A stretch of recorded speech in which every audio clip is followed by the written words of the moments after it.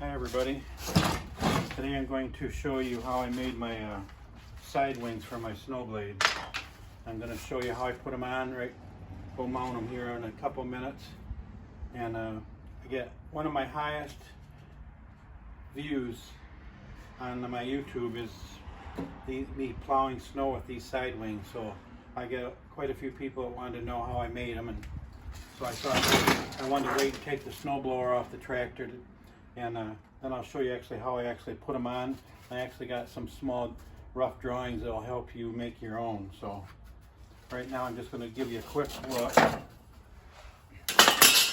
kind of show you what I did, and then I'll show you how I put them on. So the first thing I did was I started with a piece of 5" by 15" just 18 gauge sheet metal. So it's built very light duty, but with all the bracing it makes it very strong. So that's the first piece that you would cut out. And so then the second thing is you would take some vice grips and you would just clamp this to your blade, and that will give you the curve, the identical curve to the blade. So then once you got that, second thing you would do is you would cut out the actual sideboard. And on the sideboard the measurements go, what you do is you start out with 20 inches by 15 inches. Just make your piece rectangular, whatever it comes out to, and then measure out 13 inches to the front, which would be right there. Then you'd measure up 9¼ inches, and that would give you your angle here. So however you do it, it doesn't have to be exact. Within 1 inch, if you do that, that would give you a very similar angle for your actual wing. And then on the third one, you got your skid shoes here, and I got the measurements for that. It's 20 inches long before you make your bend here in the front, and then that's a 3" bend in the front, and I got a 1" bend in the back to keep it from catching on the edges. And then I got 3/8 holes drilled in here. And what I did was I drilled 2 holes as close as I could get them, and then I took my Dremel tool and I cut the middle. I just cut the middle of them out, so now they're adjustable. So if you loosen them or tighten them, you can adjust them. So if your blade's not quite touching, then these are holding it up, and you do want to touch just to dig a little bit better. Then you can adjust those. So basically that's how I'll take a picture of it, or look at it, each of them pretty close. Okay, so here's your bottom skids, and you got your 20 inches long, and you got 2½ inch wide strip there. Now that is 1/8 inch. That's 1/8 inch thick. That's not 18 gauge, because you want that to be a little stronger at the bottom. And then the actual shoe, the skid down at the bottom, is 1/8 inch, and that's also 2½ inches wide. So that gives you a nice surface to slide on.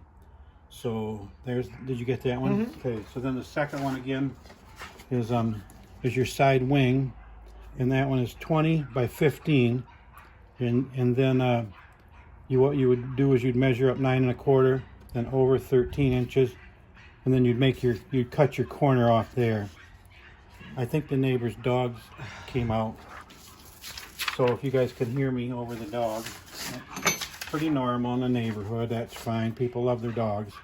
Okay, so then on this one, we got a piece that started out it was 5 inches wide by 15 inches long, and that one's got 2 holes. They're all 3/8 holes. That one's got 2 holes, 4 inches up, and just maybe 1 inch in. And this one here's 2 inches down. Basically, the measurement, they don't really matter, so you can put them just roughly wherever you want those, just 2 towards the top, 2 towards the bottom. And then your curve's going to be the same curve, because you're going to take this piece right here, and you're going to kind of bend it in the vise a little bit, because that bends really easy. And then you're going to clamp that to the blade. And so then once you get this ready to go, and this piece here, then you just tack this here. You just tack it a couple of times with the welder, and then it will come right off, and it'll stay that curve. So that's your 3 pieces there. So now I'm going to go out and show you actually how they bolt on. So you can kind of see the bolts here. I got the bottom two I actually tack welded on the inside, so when you go up to it, you don't have to juggle with all 4 bolts. You got 2 that are fixed, and so they slide right in. You just have to take the nuts off. So we'll head back out there and we'll show you how they go on. And I also made a handle out of a piece of 5/16, maybe 3, it must be 3/8, and so it's easier to carry.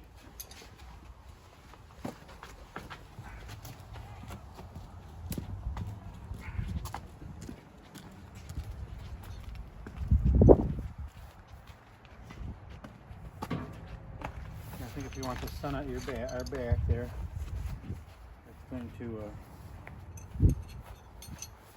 So they really go on pretty fast. I think probably less than 15 minutes. So first you just take the nuts off of all of them. Pop 2 of them here, and put the nuts to the back, and then pop the other 2 off.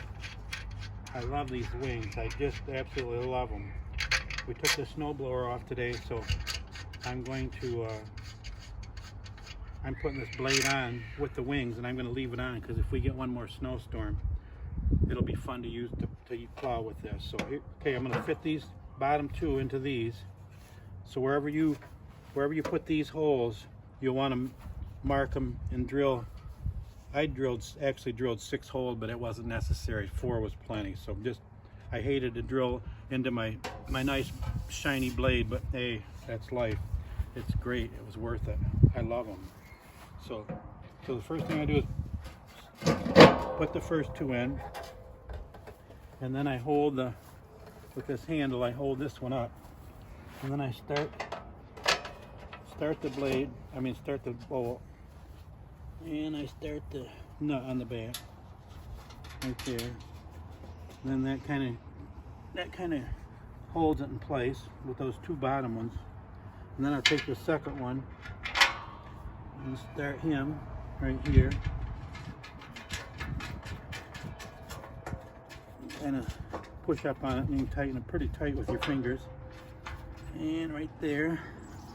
And then when I built this, I was short a couple bolts, so I had to use longer ones, so I got a couple of spacers here. And if you're timing me, I think it's been less than 2 minutes. And I'm gonna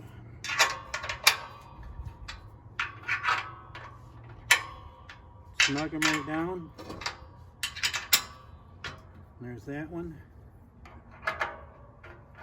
And this one you got to kind of hold on the inside to turn. There's 1. There's 2. If you guys never had a plowed snow with wings, I'm gonna tell you what, you're gonna see it's just amazing how much snow you can move when it's not sliding off. Okay, so there's the first one on. Now we'll come over to this side and look at this one here. Take the nuts off the back. And just really maybe a 1-day project. I think I did it in 1 day. And once somebody showed you, it really gives you a little bit better of an idea. So this one here, there's your bottom 2 that I'll line this up with. So maybe right there to kind of see how these 2 kind of start in there. Right there. And that holds the bottom in. And then I put one of the top ones in. Then I hold that with my thumb on the inside. And I get this started. And I get that one. Now I take the second one. And I get that one started. And the bottom one didn't matter because it's already welded there and it's going to stay right in place. So now I can put the bottom one on.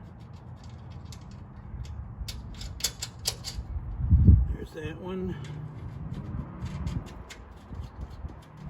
There's that one. So if you're timing me, I think we probably still got to be under we got to be under probably 5 minutes. So it really doesn't take very long to hook them on. And I'm pretty sure we're going to get more snow. Okay, there's that one. And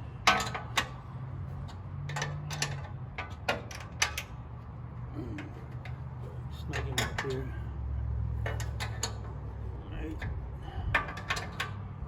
Right.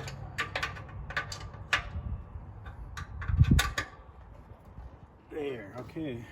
The wings are on. And the blade's a little loose, but the wings are not loose on the blade. They're very, very secure.